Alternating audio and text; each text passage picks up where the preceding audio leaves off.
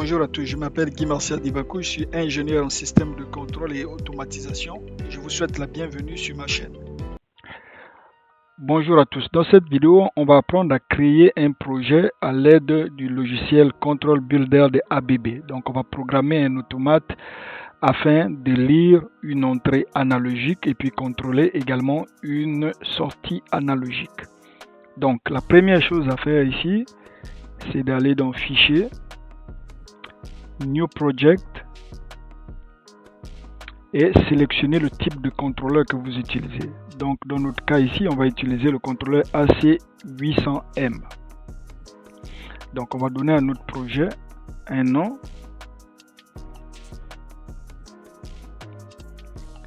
Je vais l'appeler projet test. Je vais cliquer sur OK. Et là, on va laisser le logiciel créer tous les fichiers nécessaires à notre projet.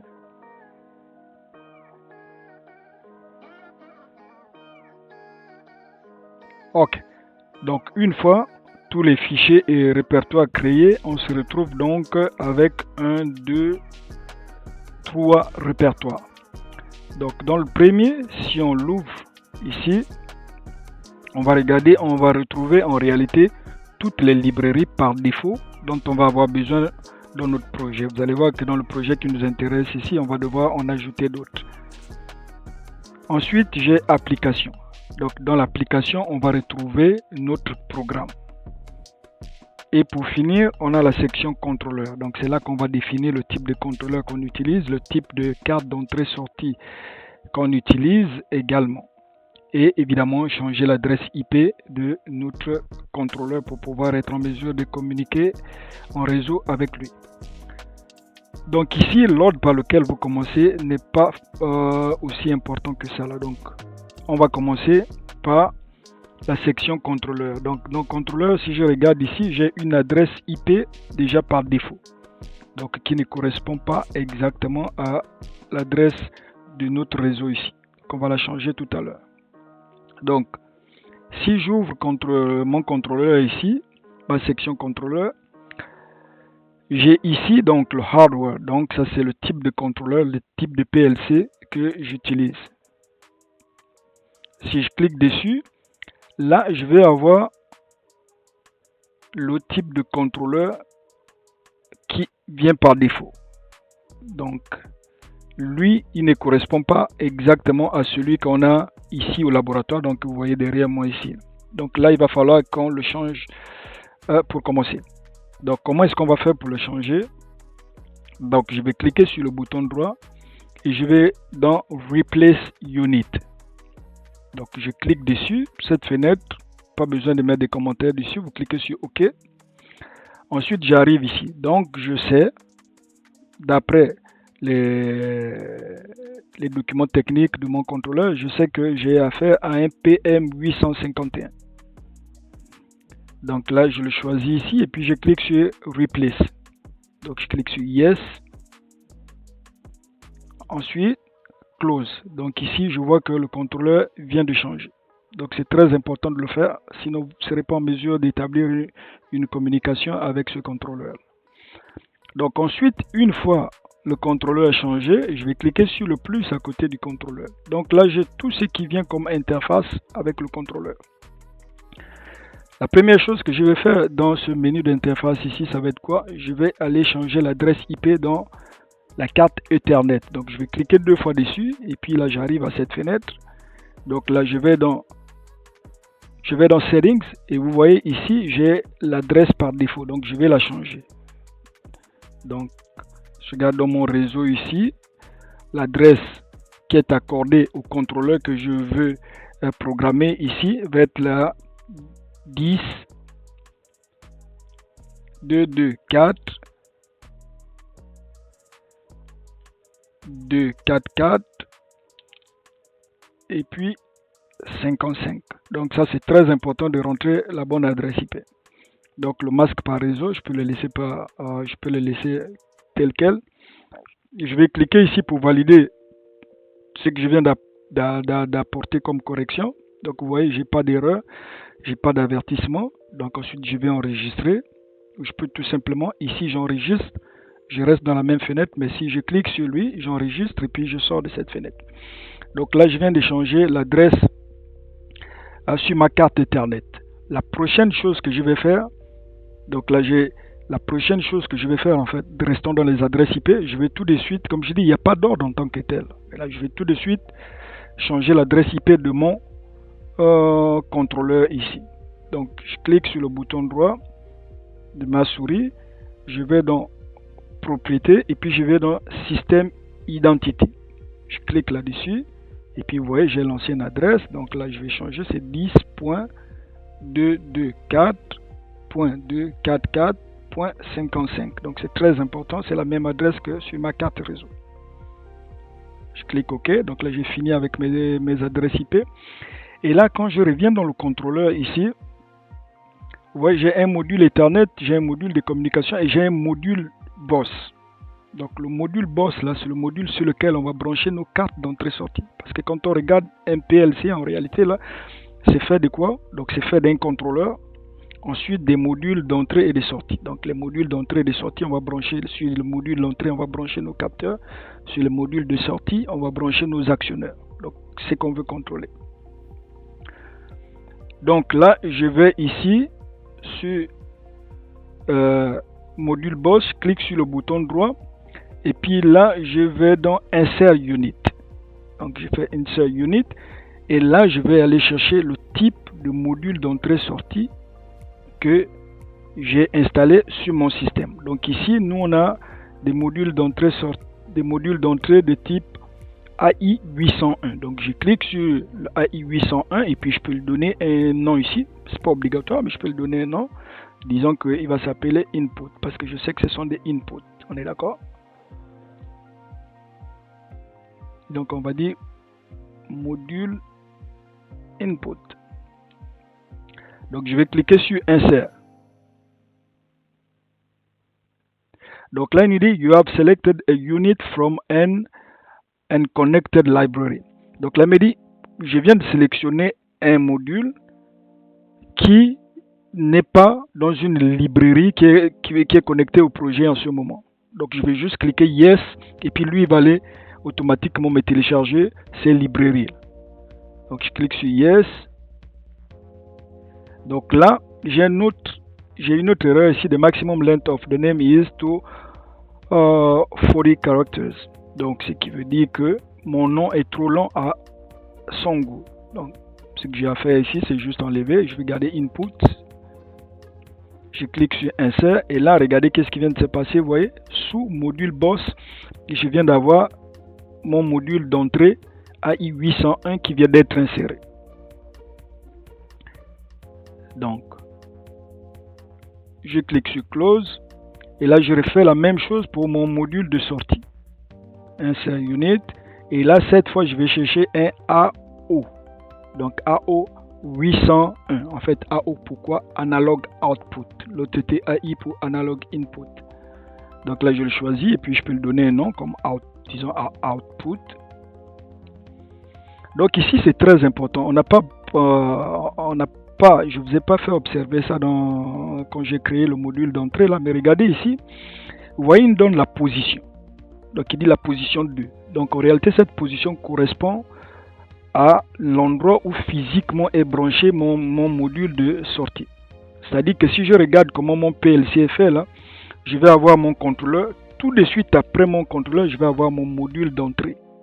Donc lui, si on regarde tout à l'heure, on va le voir, lui il a la position 1. Donc ça, le module qui est connecté directement au contrôleur est par défaut à la position 1. Ensuite, le module qui va suivre va être à la position 2. Si vous ajoutez un troisième module, ça va être à la position 3. Donc c'est très important de s'assurer que ici c'est vraiment la position 2 parce que physiquement c'est comme ça, c'est branché. Donc output, je clique sur insérer. Donc là je peux fermer ici. Donc je viens d'insérer mes deux modules. Donc je sais que j'ai mon contrôleur, mon module d'entrée et mon module de sortie. Les deux analogiques qui sont branchés. Donc là je viens de finir avec mon hardware. Ensuite, si je finis avec mon hardware, je vais dans application, disons tout de suite, allons-y dans librairie. Donc je clique sur librairie Et là, je vais cliquer sur le bouton droit et puis je vais insérer des librairies. Donc, ce sont des librairies dans lesquelles je vais aller chercher euh, euh, mon bloc de fonctions que je vais utiliser pour programmer mon PLC. Parce que nous, on va programmer avec le langage qui s'appelle Function Block, donc le bloc de fonctions. Donc là, je vais dans, j'ai Control Basic 1.5 ici, dont je vais avoir besoin. Ensuite, je vais chercher le deuxième qui va être Contrôle simple ici. Donc là, je vais cliquer sur Insert. Donc là, ce qui va se passer, c'est quoi? C'est que je viens d'insérer ces librairies dans mon projet. Maintenant, là, il faut que je prenne ces librairies et puis je les connecte avec mon application, donc avec mon programme.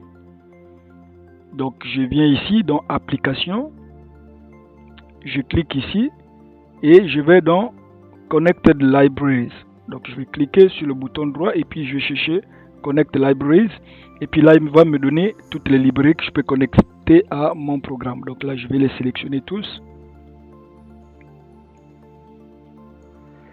Et ensuite, je vais cliquer sur OK. Donc là, elles sont toutes connectées à mon programme. Donc en ce moment, je pourrais l'utiliser, en fait, connecté à mon application. En ce moment, je peux les utiliser pour pouvoir aller créer mes blocs de fonctions. Donc une fois j'ai fait ça, donc je vais dans, donc je clique sur application ici et puis je vais faire bouton droit de la souris et puis je vais dans New. Donc là je vais créer mon programme. Donc je vais dans New et là je vais aller cliquer sur Programme. Donc je vais cliquer sur Programme et là je peux lui donner un nom. Ça va être par exemple Input Output Test. Donc on espère que le nom ne sera pas assez long, ne sera pas trop long à ses yeux. Je clique sur OK. Donc voilà, je viens d'avoir mon programme ici Input Output qui est créé. Donc une fois j'ai créé mon programme, maintenant là je vais l'éditer. Donc en fait je vais commencer mon programme. Donc je clique sur le bouton, donc je clique deux fois sur le nom de mon programme et là j'arrive ici. Donc ici la première chose que je vais faire, je vais en bas ici où c'est écrit code, je vais cliquer sur le bouton droit et puis je vais mettre Change Language parce qu'en ce moment c'est pas dans le langage de programmation que je veux utiliser parce qu'on a plusieurs types de langages de programmation. Ok, on a entre autres Function Block on va utiliser, on a le ladder, on a le graph set et puis on a le structure text qui est le texte structuré. Donc je vais dans Change Language et puis là je vais choisir donc mon Function Block Diagram. Donc je clique dessus et puis là vous voyez la fenêtre va changer. Okay. Donc ici évidemment je pourrais lui donner, si je fais ça avec rename ici, je peux lui donner un nom. On va laisser ça pour le moment comme ça. Donc, la première chose donc que je vais faire ici, c'est quoi? C'est que je vais aller chercher donc ma bloc de fonctions qui va me permettre donc d'aller lire une entrée et puis de contrôler une sortie. C'est ce qu'on veut faire comme petit programme en ce moment-là. Donc, je vais aller chercher en fait ma fonction qui va me permettre de le faire, donc ma fonction de régulation et qui est un bloc de régulation en fait. Donc, je clique sur le bouton droit de la souris. Ensuite, je vais dans Insert Function Block. Donc, je clique dessus. Et là, je vais aller chercher la fonction qui m'intéresse ici. Là. Donc, ça va être, je clique sur PI. Et puis, je sais que ça va être PID que je cherche. Donc, je clique sur PI. Et puis là, donc je regarde PI et j'ai PID loop. Ok, donc je vais chercher une boucle de régulation PID. Donc en ce moment, on ne fera pas de régulation dans ce petit projet. On va juste lire une entrée et puis contrôler une sortie. Donc en l'occurrence, on va lire une température et puis contrôler un élément chauffant. Donc on va chauffer de l'eau. Donc je clique sur PID. Je clique sur OK et puis là j'ai mon bloc de fonctions qui apparaît. Donc dans ce bloc de fonctions là, il y a trois choses qui sont importantes. Donc comment on reconnaît ces choses? Donc vous voyez ici, j'ai une ligne qui s'appelle PV qui traverse mon carré ici. Donc tous ceux qui traversent ce carré ici vont être des paramètres obligatoires. Sinon, vous allez avoir une erreur quand vous allez compiler votre programme. Donc il ne vous laissera pas télécharger dans l'automate. Donc PV obligatoire, out obligatoire également, et puis le interaction parameter ici. Donc le PV c'est quoi? Donc pour process value, c'est la valeur qu'on va lire. Ensuite le output ça va être quoi? Évidemment ça va être notre sortie qu'on va contrôler. Donc ici ça va être notre élément chauffant, alors que PV ça va être notre température. Ensuite interaction parameter, on va donner juste un nom par défaut parce que c'est obligatoire, mais on verra plus tard à quoi ça sert. En réalité, une fois on lui donne un nom, quand on va compiler notre programme, il va générer un tas de paramètres à l'intérieur, et les paramètres avec lesquels on jouera plus tard quand on va se mettre en mode de régulation, donc en mode automatique. Donc pour le moment, on va juste lui donner un nom comme ça. Donc comment est-ce qu'on va faire pour lui donner un nom? Je vais cliquer ici, vous voyez, juste au coin sur PV. Ok, donc je peux cliquer deux fois dessus, et puis là j'ai une fenêtre qui apparaît. Donc là je vais lui donner un nom. Comme nous on veut lire une température, je vais l'appeler TIT, ok, pour transmetteur indicateur de température. C'est ce qu'on utilise ici au laboratoire. Donc l'installation que vous voyez derrière moi. Donc là je lui donne un nom, TIT, disons que je vais lui donner un 10, 101 par exemple. Okay. Donc ça c'est à votre discrétion. Ensuite je clique 101, je clique sur OK. Et là, il va me demander est-ce que c'est un type de variable que vous voulez créer. Je dis oui, ça va être une variable parce qu'on va aller mettre des choses à l'intérieur. Donc je clique yes. Et puis là, vous voyez, elle est apparue ici. Donc ensuite, qu'est-ce que je vais faire? Donc je vais faire la même chose pour out. Donc je regarde ici là. Donc notre output, ça va être quoi? Nous, on veut contrôler un élément chauffant. D'accord? Donc un élément chauffant, je pourrais l'appeler TY. Je vais garder le même 101. J'ai dit OK. Là, elle va me demander est-ce que c'est une variable? Oui, c'est une variable. Donc ensuite, paramètre ici. Donc je vais cliquer dessus et puis je vais tout simplement lui dire, je vais l'appeler TIC.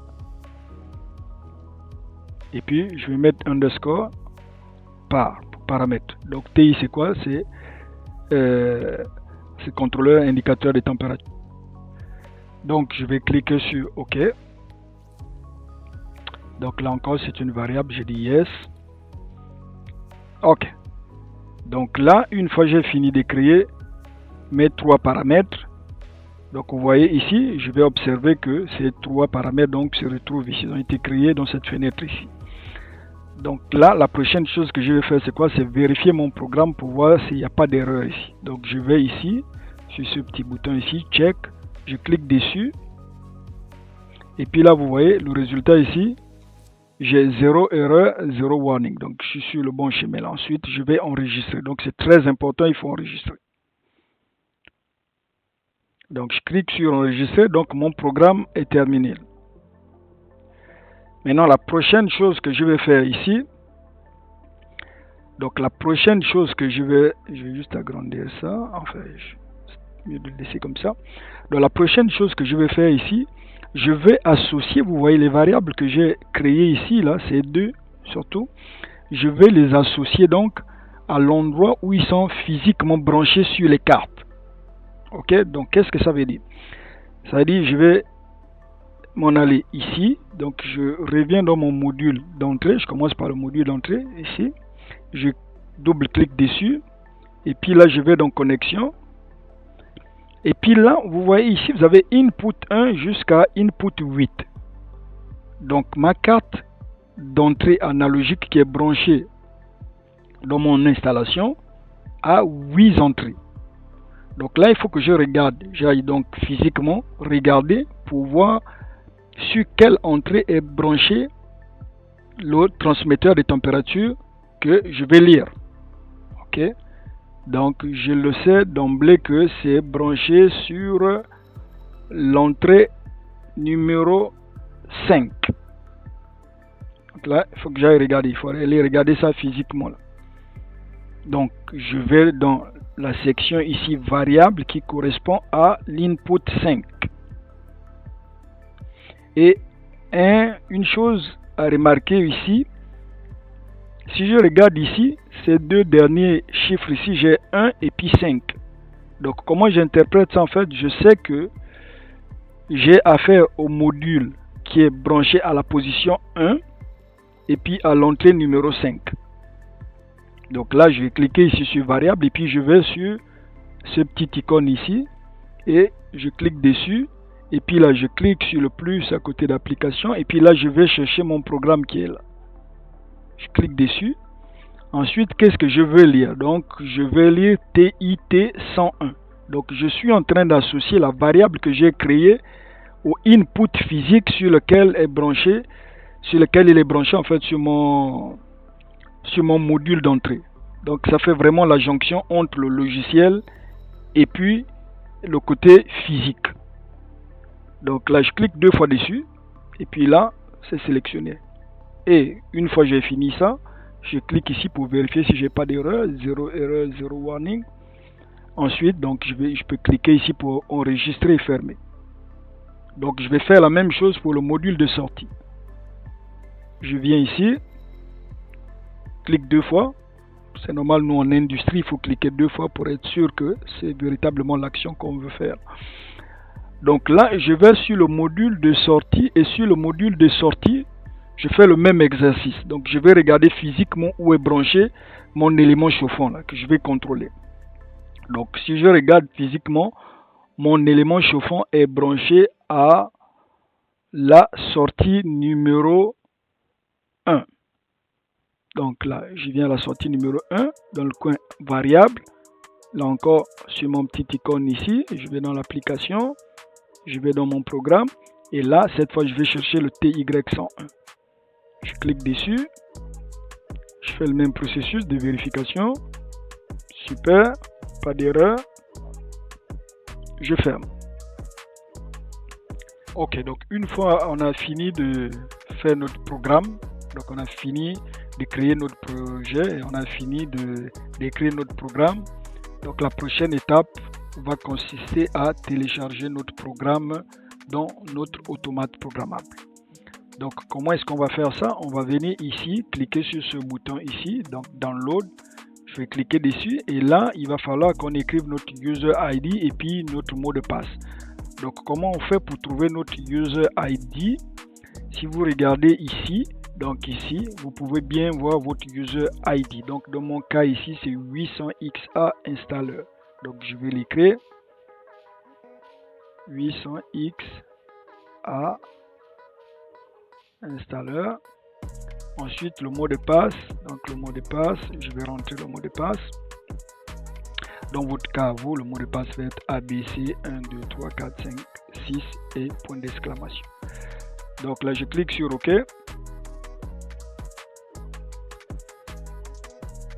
Je clique sur continuer. Et puis là, donc il fait des mises à jour ici. Donc on laisse le temps d'opérer. Ça peut prendre probablement grosso modo 1 minute. Et là, il me dit que je suis en ligne. Donc, une fois que je suis en ligne, qu'est-ce qu'il me reste à faire? Donc, si je viens ici, donc il faut que je vérifie évidemment si mon programme fonctionne correctement. Et d'accord? Donc, j'arrive ici, je clique sur Input. Et là, vous voyez, donc mon input 5, vous vous rappelez, c'est celui sur lequel notre température, transmetteur, indicateur et température était branché. Donc là, lui m'affiche une température de 19,5 degrés Celsius. Donc ça, c'est pour ce qui est de température, donc de notre entrée. Maintenant là, si on fait la même chose, donc on peut laisser ouvert. Si on fait la même chose pour le output, on double-clique sur output. Donc là, je vais avoir ma sortie. Donc ça, c'est mon élément chauffant. Maintenant, si je veux contrôler le chauffage, donc si je veux actionner le chauffage à 100% pour être en mesure de voir la température changer, donc je vais cliquer ici, je vais cliquer sur le bouton forcer ici. Donc qu'est-ce que ça me permet de faire? Ça me permet... Donc si je clique sur le bouton forcer, donc ça me permet de contrôler de façon manuelle la sortie de mon automate. Donc je clique sur forcer, donc je mets un crochet dessus. Et puis là, je double-clique à l'intérieur et puis je vais mettre la valeur 100. Donc là, je vais contrôler mon chauffage avec mon maximum de courant. Donc vous savez que nous sommes en industrie, on travaille avec du 4 à 20 mA. Donc là, je viens d'envoyer 20 mA sur mon élément chauffant. Pas directement sur mon élément chauffant évidemment, donc sur mon convertisseur courant à tension pour pouvoir contrôler mon élément chauffant. Donc vous voyez ici, j'ai eu un triangle qui vient d'apparaître ici. Donc si vous voyez ça sur un module de sortie, c'est que ça veut dire deux choses. Donc dans notre cas ici, ça veut dire que mon module de sortie, il y a un module de sortie, il y a une sortie sur mon module de sortie qui est contrôlée de façon manuelle. Ou encore, c'est que ça veut dire généralement aussi, c'est que la sortie que je vais contrôler a probablement un problème physique. Donc dans notre cas ici, ça m'indique justement que je suis en train de contrôler cette sortie de façon manuelle, pas automatique. Donc regardons, essayons de suivre l'évolution de notre température. On est encore à 19,5, donc ça prend un petit temps. Donc maintenant, sur notre programme aussi, on reste sur la fenêtre. Dans la fenêtre de notre programme, on peut voir aussi l'évolution de nos températures. Là, en ce moment, vous voyez, j'ai rien qui est affiché en ce moment sur mon programme ici.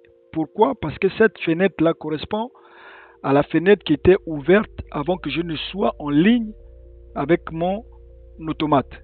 Donc, je la ferme, je vais juste la fermer et puis réouvrir à nouveau mon programme ici. Donc, si je double-clique dessus pendant que je suis en ligne, vous voyez, donc cette fenêtre vient de changer complètement là. Et puis vous voyez, j'ai la température en ce moment qui est affichée ici également. Donc, comment en plus je sais que je suis en ligne? Donc, il y a deux choses ici. D'abord, j'ai un message ici qui me dit je suis en ligne. Et il y a un bouton rouge qui vient d'apparaître ici, qui me dit je suis en ligne.